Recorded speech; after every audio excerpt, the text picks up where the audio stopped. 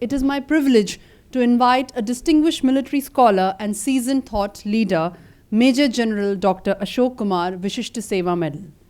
A veteran with a deep understanding of operational realities and strategic foresight, he currently serves as the Director General of the Center for Joint Warfare Studies, an institution at the forefront of shaping India's defense thought leadership. CENJOS, an esteemed institution at the forefront of shaping India's defense thought leadership, has been instrumental in fostering discussions that bridge operational knowledge with strategic insights. Its involvement in Kalam and Kavach underscores the shared commitment to enhancing India's military capability and shared commitment through dialogue and collaboration. May I now invite Major General Dr. Ashok Kumar to sum up this event and share his valuable insights. Thank you very much. Respected ladies and gents, जब हम इतने अच्छे seminar को conclude कर रहे होते हैं तो आपसे कोई यह अपेक्षा नहीं करता है कि आप क्या बोल रहे हैं. लोग सिर्फ ये अपेक्षा करते हैं कि आप अपनी बात को कितनी जल्दी ख़त्म कर रहे हैं.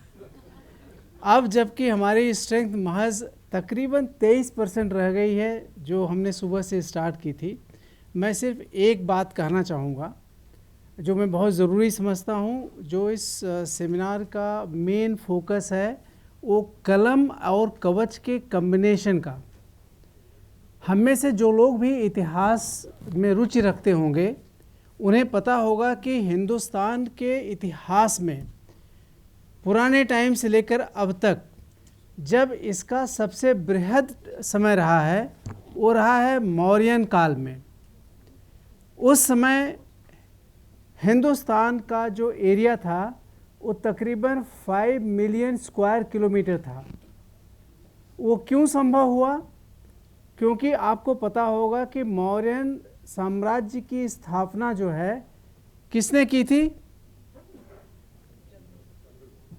चंद्रगुप्त तो राजा बने थे, बट उसके पीछे सोच किसकी थी? चाणक्य की. और चाणक्य किस चीज़ को रिप्रेजेंट करते हैं? कलम को. चंद्रगुप्त रिप्रेजेंट करते हैं कवच को. ऑफ कोर्स उन दोनों के कम्बिनेशन से जो राज्य स्थापित हुआ, उनके बाद बिंदुसार में के टाइम पर भी वो कम्बिनेशन चलता रहा, वो और बढ़ा.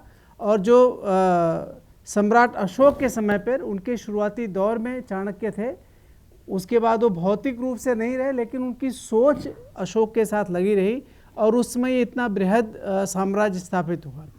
इस समय भारत का टोटल एरिया जो है वो 3.725 मिलियन स्क्वायर किलोमीटर है, जो हमारे बृहद रूप का महज 65% है. अगर हमने अपनी सोच को समृद्ध करना है, अपने 2047 के विज़न को प्राप्त करना है, अपने इंडिपेंडेंस को, स्ट्रेटजिक इकोनॉमी को, नेशनल इंटरेस्ट को प्रिजर्व करना है, तो ये कलम और कवच का कम्बिनेशन जब पूर्ण रूप से इकट्ठा होगा तभी ये संभव होगा. ये कम्बिनेशन का मतलब नहीं है कि हम कुछ पब्लिकेशंस लिखें और कुछ सोल्जरिंग की बातें करें. ये बात करता है इंटेलेक्चुअल थॉट की, और जो लीडरशिप में और हर रैंक्स में होनी चाहिए, कॉग्निटिव वॉरफेयर से रिलेटेड आगे सोचने की. जो लड़ाइयाँ हमने लड़ी नहीं है आगे के समय में, उसके लिए तैयारी करने में, और इसमें इंटेलेक्चुअल थॉट की बहुत बड़ी ज़रूरत है. मैं धन्यवाद करना चाहूँगा मिस्टर राजन आर्य का, पेंटागन प्रेस से, शिवम आर्य का, जिन्होंने इसको सिंगल हैंडेडली स्ट्रक्चर किया हुआ है. जनरल AK सिंह का जो इसके पीछे बहुत बड़े सपोर्टर रहे हैं. उन्होंने फर्स्ट इसका कलम एंड कवच का वर्जन अपने ही लीडरशिप में सदन कमांड में लॉन्च किया था. और सारे आप लोगों में से जो लोग सुबह से आके चले भी गए और जो अभी भी बैठे हैं, क्योंकि हिंदू मान्यता के अनुसार 84 करोड़ योनियों के बाद में हम एक बार मनुष्य जीवन पाते हैं, और उसमें अगर बचपन का समय और बाद का समय निकाल दें तो बहुत छोटा सा समय होता है जो हमारा सो कॉल्ड एबल बॉडीड का समय होता है. और अगर आप अपना समय किसको दे रहे होते हैं तो इसका मतलब आप अपने जीवन का हिस्सा उस व्यक्ति या संस्था को दे रहे होते हैं.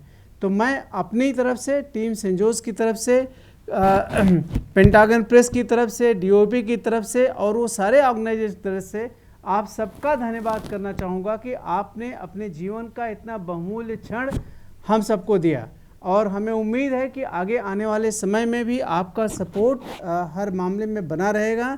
जो मुद्दे उठे हैं, मुझे इतनी खुशी है कि वो ब्रास टैक्स थे, उसमें कोई दुराव छिपाव नहीं था, और यही चाहिए जिससे हम अपनी सोच को परिष्कृत कर सकेंगे और आगे आने वाले समय में जो सुधारों की अपेक्षा की जा रही है, हम डिसीजन मेकर्स तक इन पॉइंट्स को डेफिनेटली ले जाएंगे, ये हम आपको अश्योरेंस देते हैं।